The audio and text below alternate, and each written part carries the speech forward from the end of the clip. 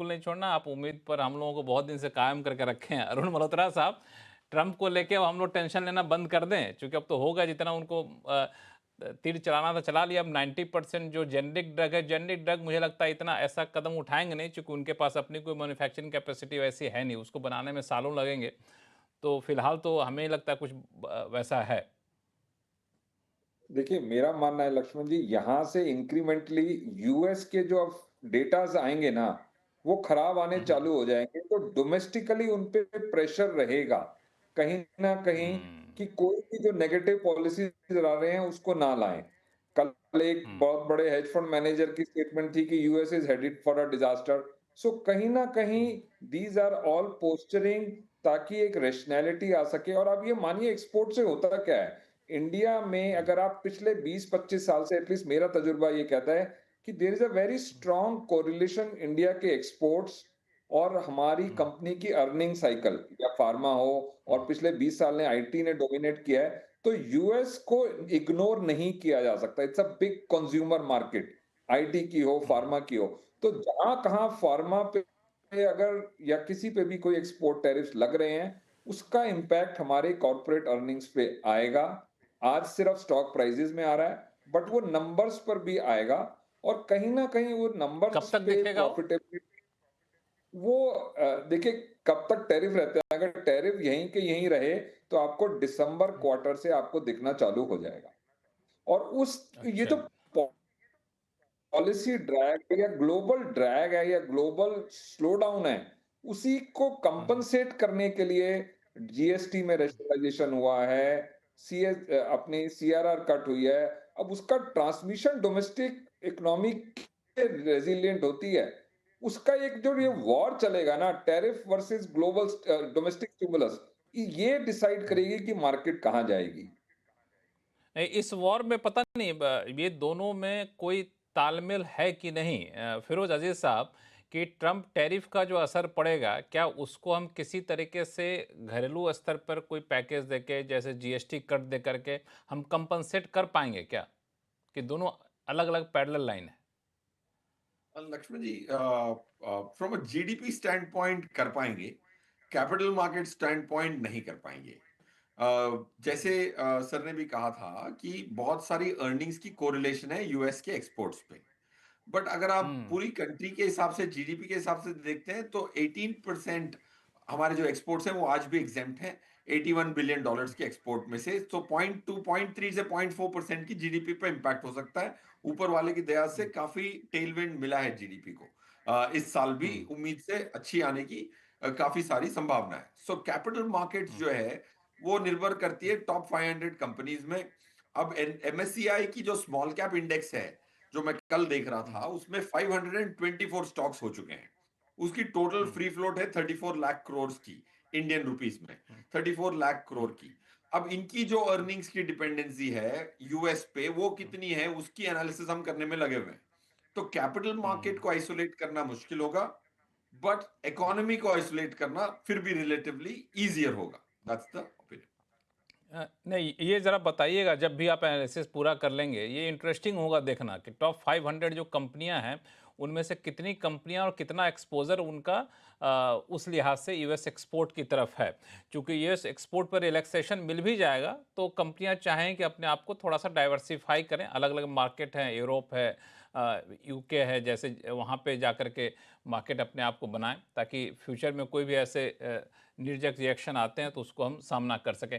एक चीज़ जो कहा अरुण मल्होत्रा साहब ने कि दिसंबर से इम्पैक्ट दिखना शुरू हो जाएगा, और इससे पहले अभिषेक अग्रवाल साहब ने कहा था कि अभी इम्पैक्ट दिखना तो बाकी ही है, जब इम्पैक्ट दिखेगा तब और असर दिखेगा। अभिषेक अग्रवाल साहब, आपको क्या लगता है कब तक इस सारे ट्रम्प टैंट्रम का इम्पैक्ट दिखेगा एक्चुअल नंबर टर्म में, क्योंकि नहीं, अर्निंग जैसे कि सीजन भी शुरू होने वाला आगे?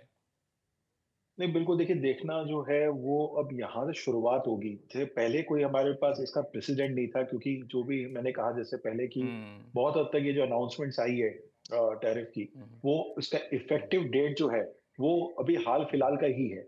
सो नंबर्स में हम्म, ट्रांसलेट होने में आप मान के चलिए कि एक क्वार्टर से दो क्वार्टर आपको लगेगा, हम्म, जहां पे हम रियल में देख पाएंगे, अगर ये एज इट इज रह गया तो। अगर कैveat ये कि कल को हम्म, वापस इन्होंने कुछ पुश बैक कर लिया या रिवर्ट कर लिया, तो फिर चीजें बदल जाएंगी। बट अभी के लिए तो जो दिख रहा है, अगर ये एज इट इज कंटिन्यू करेंगे तो हम अगले 2 क्वार्टर में देखेंगे ये रियल में ट्रांसलेट होते हुए नंबर्स में, एंड वो डेफिनेटली पॉजिटिव नहीं होने वाला है। हम चाहे कितनी भी बातें कर लें, यहाँ हमारी डिपेंडेंस है, और ग्लोबल कमोडिटी प्राइसेस भी अल्टीमेटली इस चीजों से अफेक्ट होता है। तो हर चीज हम एक्सपोर्ट के नजरिए से भी ना देखें, वहां पे जो भी नीति बनी जा रही है उसका दूसरी जगह में भी ट्रांसलेशन आता है, and eventually it might not necessary कि हम सिर्फ बात उन फ्यू कंपनीज की या फ्यू सेक्टर्स की करें जो यूएस एक्सपोर्ट से रिलेटेड है, बल्कि कहीं ना कहीं वो हमें कहीं ना कहीं थोड़े डोमेस्टिक लेवल पे भी उसका जो है इम्पैक्ट इंटरनेशनल प्राइसेस की वजह से देखने को मिल सकता है। हाँ, चूंकि एक सेंटिमेंट है, फिर एक्सपोर्ट करने वाली कंपनियों के जो एंसिलरीज यूनिट्स हैं उनका भी असर पड़ेगा। वो कई बार सामान सप्लाई कर रहे होते हैं, एक्सपोर्ट में उस तरह से एक्सपोज नहीं होते हैं यहाँ पे। सुनील सुवर्णम साहब, हम अगर सेक्टर स्पेसिफिक बात करें तो आपने फार्मा की बात वहाँ पे की थी, तो फार्मा को लेके अब जो एक नया कह सकते हैं कि दरवाज़ा खुल गया है ट्रंप के हमले का। अभी तक जेनरिक पे नहीं लगा है, जेनरिक पे लगाने की अब संभावना बन जाएगी, आज न कल कभी हो सकता है लग जाए। अब तक हो रहा था फार्मा को छोड़ कर रखेंगे, तो आपके हिसाब से क्या है कि फार्मा से अभी दूर रहने की सलाह देंगे अब आप? नहीं, ठीक है, फार्मा ऐसा सेक्टर फुल्ली एक्सपोर्ट ओरिएंटेड नहीं है। डोमेस्टिक फार्मा भी है, उसमें हॉस्पिटल्स है, डायग्नोस्टिक्स है, और जेनेरिक्स में भी देखिए 40 to 50% यूएस है, मगर बाकी देशों को भी एक्सपोर्ट करते हैं। तो मेरा मानना है कि फार्मा की अर्निंग्स पे उतना इम्पैक्ट नहीं आना चाहिए। जो मार्केट में आ रहा है रिएक्शन, वो ओवर रिएक्शन ही है। अब क्या वक्त है फार्मा खरीदने का, मैं नहीं कहूंगा, क्योंकि अभी जो जेनेरिक के ऊपर क्या कुछ डालेंगे नहीं डालेंगे, मार्केट सेंटिमेंट उसके ऊपर डिपेंड करता है। बट ये डायरेक्ट एक्शन से फार्मा की अर्निंग्स में मुझे कोई दिक्कत नहीं दिख रही है, बिकॉज 95% हमारे एक्सपोर्ट्स जेनेरिक्स में है। एंड कौन जाने ये 100% टैरिफ वो जो पेटेंटेड प्रोडक्ट्स पे लगा रहे हैं, उसके कारण जेनेरिक्स का डिमांड भी बढ़ सकता है, बिकॉज उतने महंगे चीज उधर खरीदने से एक हाँ, कंपेरेबल जेनेरिक ये पॉजिटिव भी आ हम्म, सकती है। तो मैं negative on earnings on pharma में नहीं हूं, बट क्या ये मार्केट की रिएक्शन और चलेगी या ना चलेगी ये नहीं कह सकते, बिकॉज क्या हो रहा है ना लक्ष्मण जी, कि डोमेस्टिक्स जो कि महीनों से सपोर्ट कर रहे हैं। देखिए मार्च में उन्होंने कैश बैलेंस बहुत बढ़ा दिया था, फिर अप्रैल मई जून जुलाई अगस्त सितंबर 60,000 करोड़ पर मंथ डीआईआईस और डीएमएफ ने खरीदा है।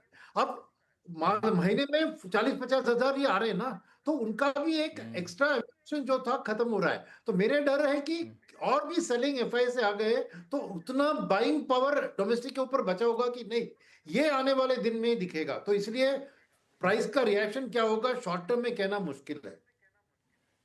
लेकिन आपने एक बड़ा अच्छा पॉइंट बताया, ये इंटरेस्टिंग है फिरोज अजीज साहब, कि अभी इन्होंने ब्रांडेड पे लगाया, पेटेंटेड पे लगाया, तो हो सकता है कि इसकी वजह से जेनरिक की डिमांड बढ़ जाए। जो जेनरिक लेके जाएंगे तभी Yes, तो वहां ब्रांडेड definitely बनाएंगे। करेक्ट। आई थिंक ब्रांडेड बना दिया तो ऑफ कोर्स जो जेनरिक्स हैं उनकी डिमांड बढ़ेगी, नेगेटिवली कोरिलेटेड होना चाहिए with the respect of tariffs.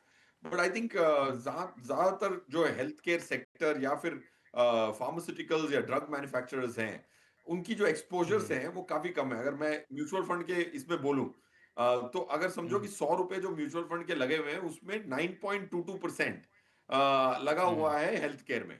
अब उसमें आप अगर देख रहे हैं स्मॉल कैप फंड्स जो है उसमें 12.4% हेल्थ केयर में म्यूचुअल फंड की एक्सपोजर्स। अगर समझो बैंकिंग में वित्त आती है ना, तो उसकी टोटल एवरेज 26.92% है म्यूचुअल फंड्स में। Average total exposure, sectoral exposure 26.92। Highest financial services large cap में है 34.4, एवरेज बोल रहा हूं। तो जब जब वित्त आती है सेक्टर में, पहली सवाल ये उठता है कि वो सेक्टर म्यूचुअल फंड वाले के पास कितना है। अगर मैं म्यूचुअल फंड निवेशक हूं, अगर विपदा आती है फाइनेंशियल सर्विसेज में, समझो कि एनपीए का कुछ हो जाता है और कुछ आरबीआई की कोई रेगुलेशन आती है, तो मैं इमीडिएटली देखूंगा भाई 27% तो मेरा म्यूचुअल फंड इन्वेस्टर का इनडायरेक्टली फाइनेंशियल सर्विसेज में लगा हुआ। So it's not a sector which has double digit exposures.